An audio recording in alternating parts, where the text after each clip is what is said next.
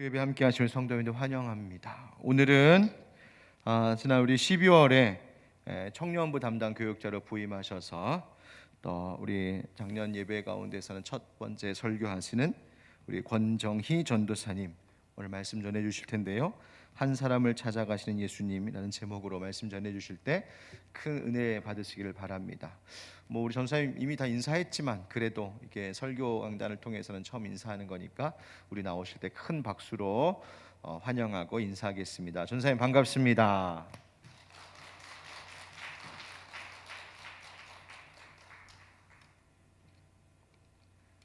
네, 제가 잠시 기도하겠습니다. 하나님 아버지, 저희가 이렇게 함께 예배할 수 있도록 저희를 불러주시고 아버지를 찬양하고 또 아버지 앞에 나아갈 수 있게 하심에 감사합니다. 하나님 오늘 말씀을 통하여서 하나님 당신의 마음을 알게 하시고 당신의 뜻을 더욱 알게 하는 시간이 되길 원합니다. 하나님 부족한 당신의 종을 통하여서 오직 당신의 말씀과 마음이 드러나게 하옵소서. 예수님의 이름으로 기도드렸습니다.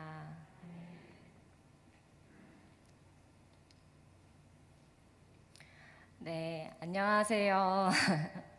수요 예배에 오신 우리 모든 성도님들 진심으로 환영합니다. 우리 함께 양옆으로도 함께 환영합니다. 함께 인사 나눠볼까요? 네, 우리 환영합니다. 네, 잘 오셨습니다. 네, 제가 하늘빛 광성교회에 온 지 이제 한 달이 다 되어 가는데요.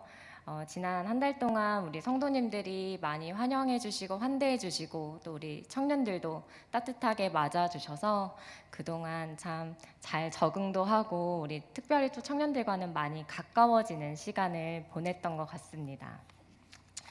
오늘 제가 이제 함께 나눌 말씀은 수가라는 한 동네에서 한 여인과 예수님이 만난 이야기입니다. 아마 신앙생활을 오래 하셨던 성도님들은 이 이야기가 익숙한 이야기이실 것 같아요. 그런데 제가 이 본문을 이제 선택한 이유는 이 본문이 오늘 이제 매일 성경 묵상집의 오늘 이제 본문이거든요. 그래서 저희가 이제 교육부 전체적으로도 그렇고 저희 교회 전체적으로 함께 이제 묵상하는 일상이란 주제로 이제 저희가 하나님의 말씀을 함께 묵상하는 이 시간들을 보내고 있는데 요한복음 말씀을 통해서 저희가 더 그 묵상의 유익을 누리고 또 오늘 이 본문을 통해서 계속 이어가기를 원하는 마음에 이 본문을 같이 나누게 되었습니다. 또 이 본문을 보면서 이제 사역을 처음 이제 시작하는 저에게 또 우리 교회에게도 하나님이 주시는 마음이 있는 듯하여서 오늘 이 말씀을 같이 함께 나누려고 합니다. 저와 이제 하늘빛 광성교회 만남이 시작되었던 것처럼 우리 인생에는 많은 이제 만남들이 존재하는 것 같아요.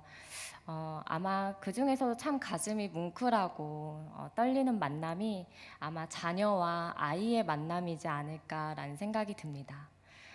우리 10달 동안 품어왔던 소중한 아이를 처음으로 품에 안는 그 부모의 감격이 얼마나 클지 또 얼마나 뭉클할지 비록 자녀된 이는 그 순간이 잘 기억나지 않겠지만 우리 부모님이 되셨던 분들은 아마 그 순간이 참 감격스럽고 소중한 만남으로 기억되시리라 생각합니다.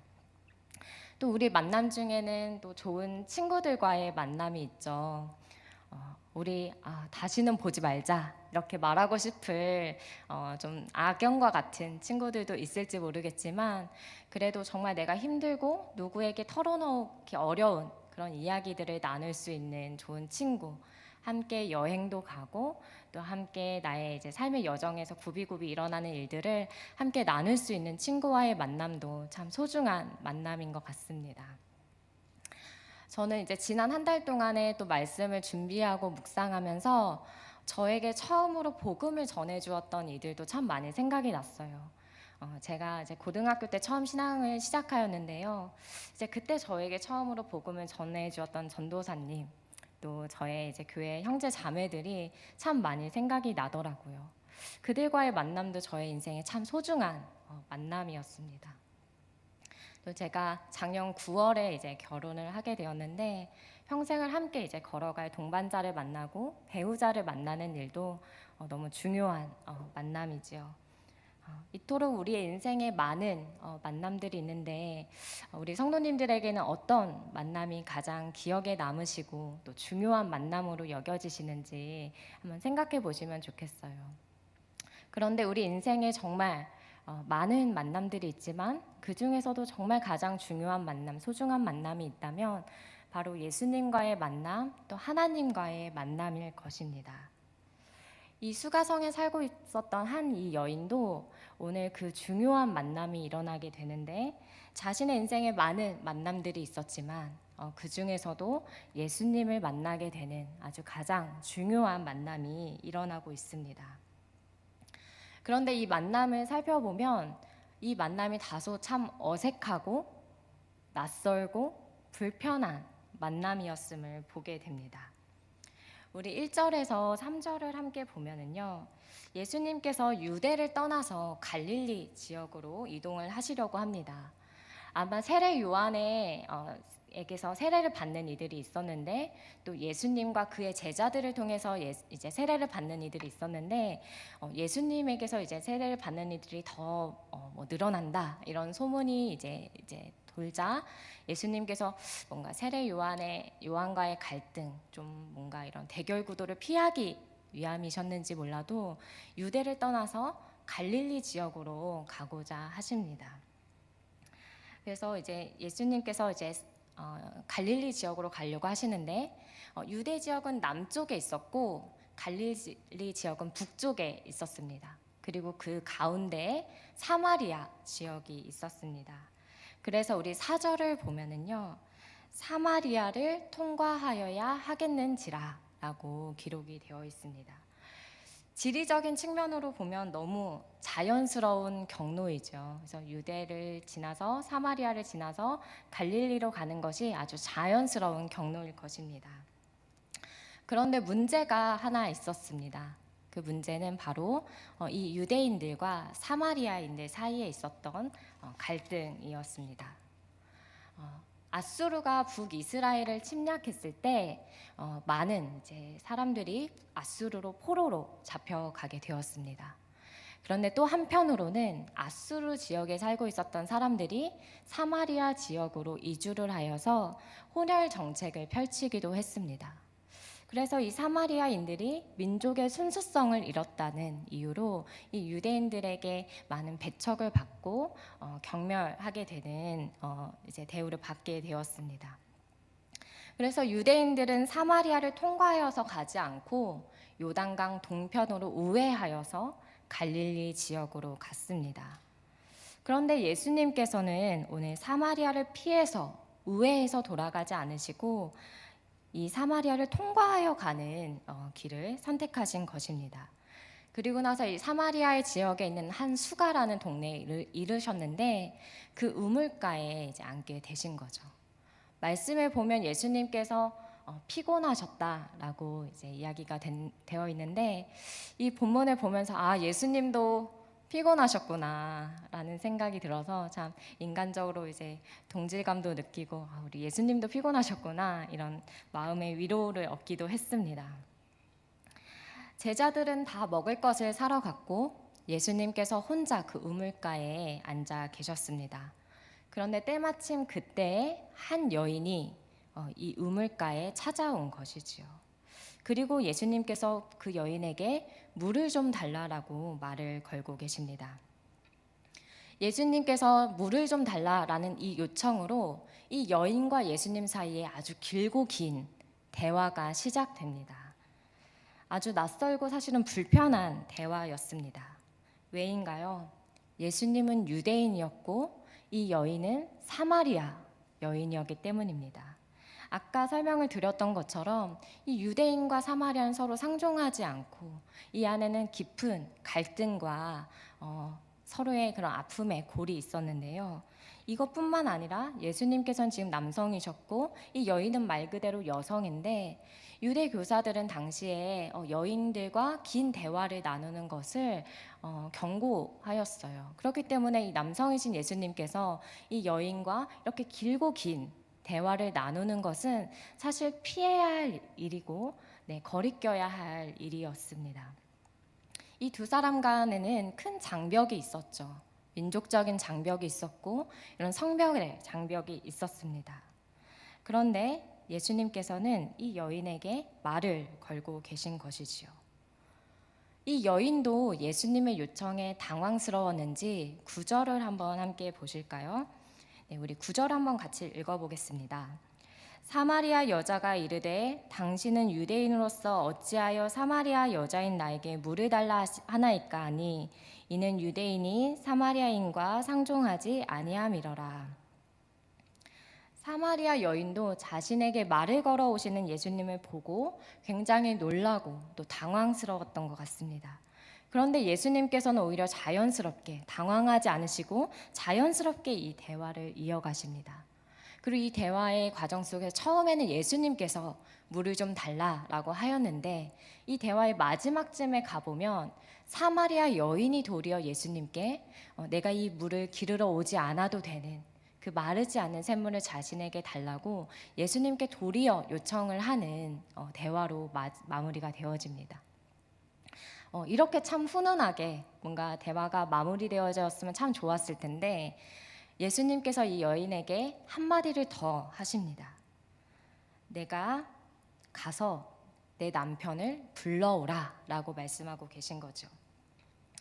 예수님께서 프로 불편러가 되기로 하셨는지 이 여인을 향해서 불편한 이야기를 또 한 번 이제 시작하십니다. 만약 제가 이 자리에 있었더라면 예수님 좀 눈치가 없으신 것 같은데 왜 이러시지? 막 이렇게 마음이 조마조마하면서 예수님을 바라보았을 것 같아요. 예수님의 이 요청이 불편한 질문이었던 이유는 무엇인가요? 본문을 보면 이 여인은 아마도 5번의 결혼을 했던 것으로 보여져요. 그런데 지금 함께하고 있는 사람은 또 결혼을 하지 않고 함께 지내고 있는 것으로 보여집니다. 이 여인이 물을 뜨러 온 이 시간은 정오의 뜨거운 한낮이었던 것으로 보여져요. 아무도 물을 기르러 오지 않는 뜨거운 한낮에 이 여인은 다른 사람의 눈을 피하여서 시선을 피하여서 자신의 수치를 드러내고 싶지 않아서 이 뜨거운 낮에 물을 기르러 온 사람이었습니다. 그런 여인에게 예수님께서 가서 내 남편을 불러오라 라는 이 요청이 얼마나 당황스러운 질문이었을까요? 얼마나 수치스럽고 부끄러운 질문이었을까요? 이 여인은 저는 남편이 없습니다 라고 대답을 하였습니다. 아마도 이 예수님의 질문에 조금은 이렇게 에둘러서 피하고 싶었는지도 모르겠어요. 그런데 예수님께서는 전곡을 찌르시죠. 우리 17절 중반과 18절을 함께 보겠습니다. 예수께서 이르시되 내가 남편이 없다 하는 말이 옳도다.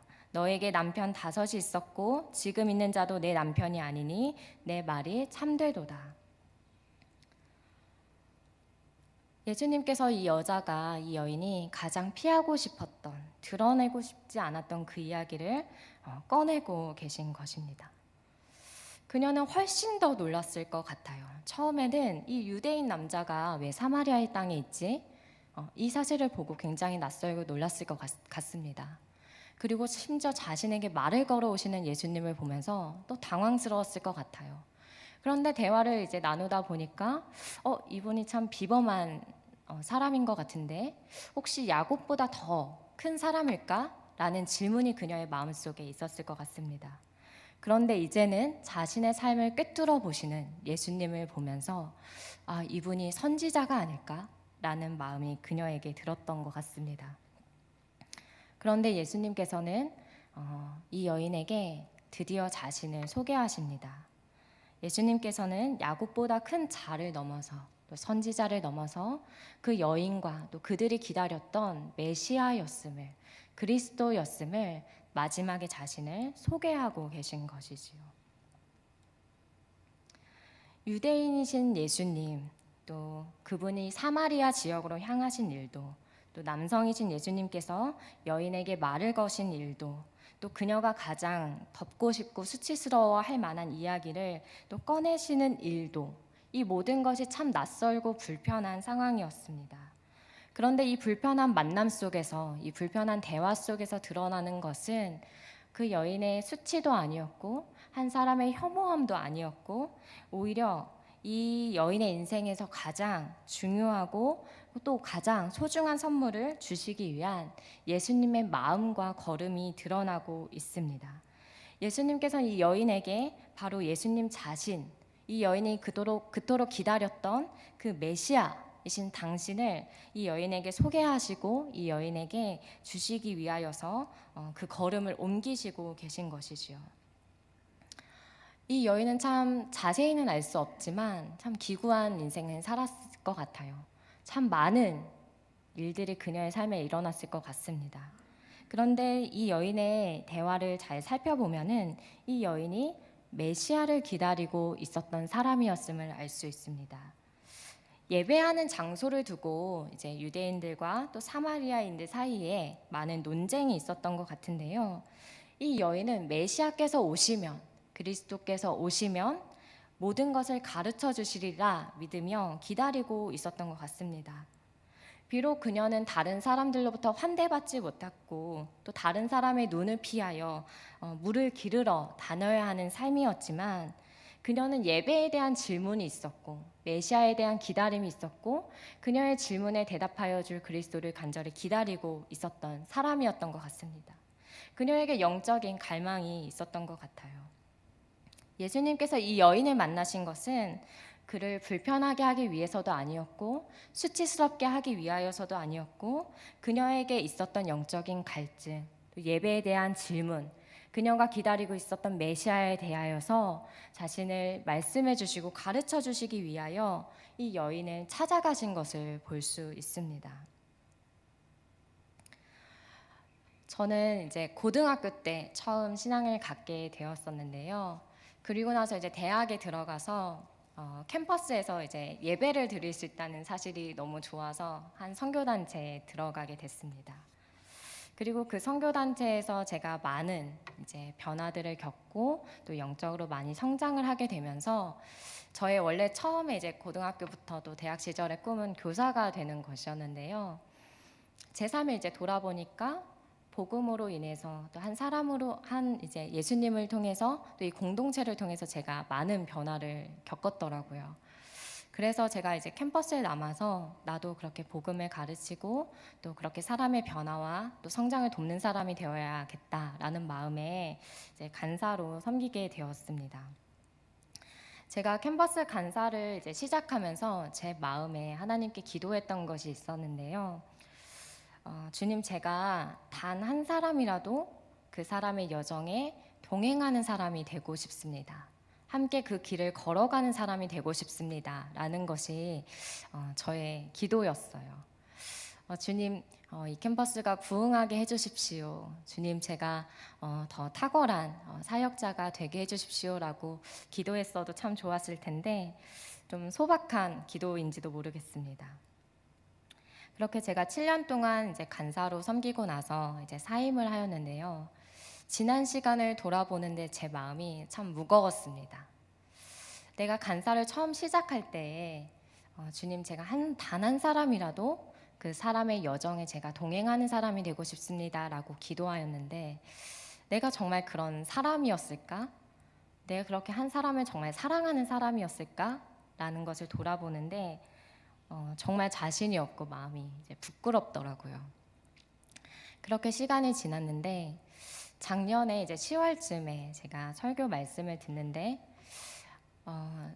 그 말씀을 들으면서 내가 이 한 사람을 사랑하는 일, 한 사람을 찾아가는 일에 있어서 그 마음을 잃어버렸구나라는 것을 깨닫게 되었습니다.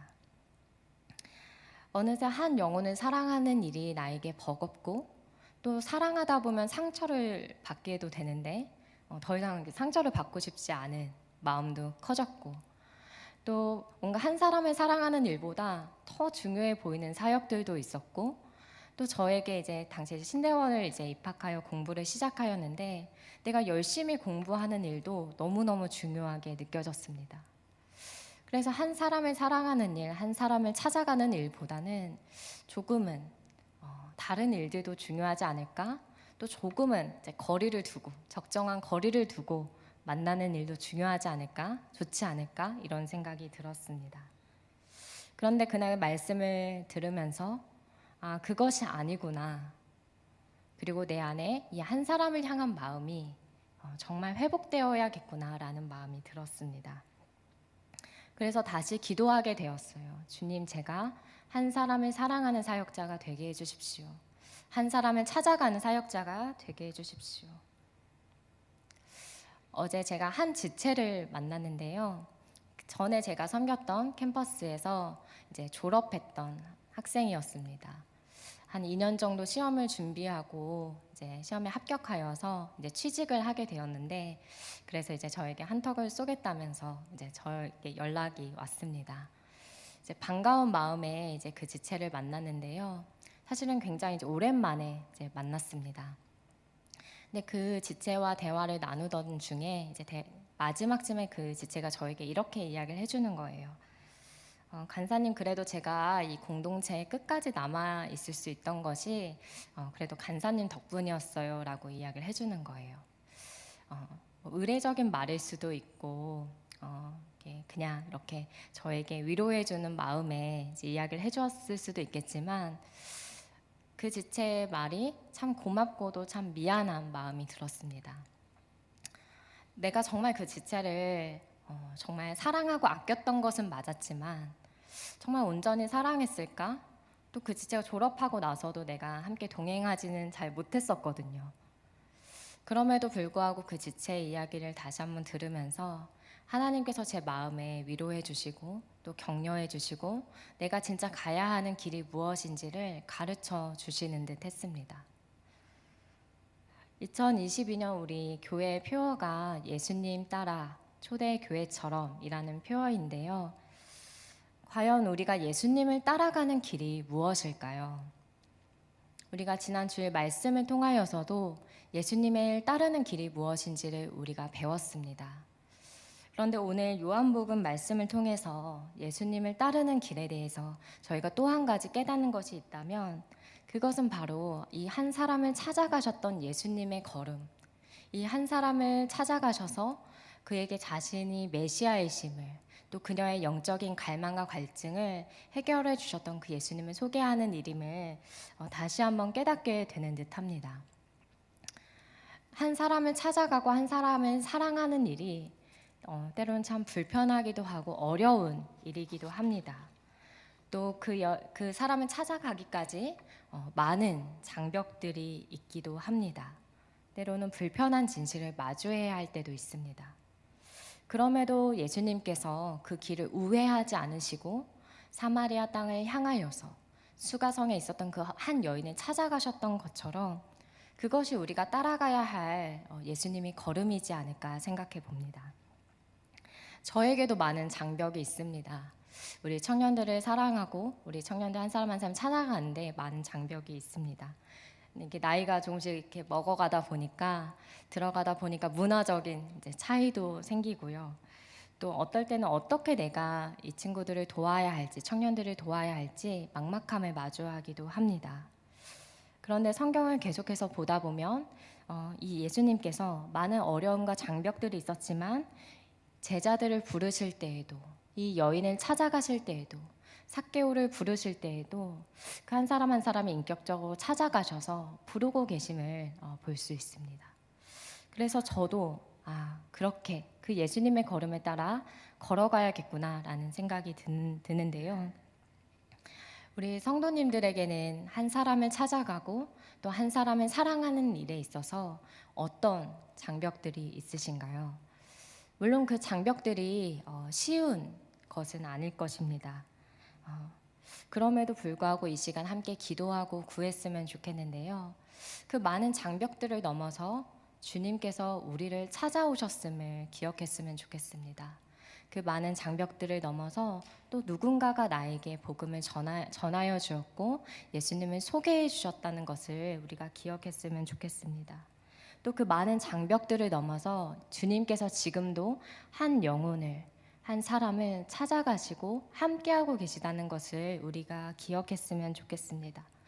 그래서 이 시간 우리가 한 사람을 사랑하는 일에, 한 사람을 찾아가는 일에 우리의 마음으로도, 우리의 상황적으로도 많은 장벽과 어려움이 있지만, 주님, 저에게 그런 장벽들이 있지만 그럼에도 불구하고 주님의 그 마음을 기억하고 주님의 그 걸음을 기억함으로 주님, 저도 한 영혼을 찾아가고 한 영혼을 사랑하는 저와 우리 교회가 되길 원한다고 우리가 함께 기도하였으면 좋겠습니다. 그렇게 예수님의 걸음을 따르는 우리가 되기를 소망합니다.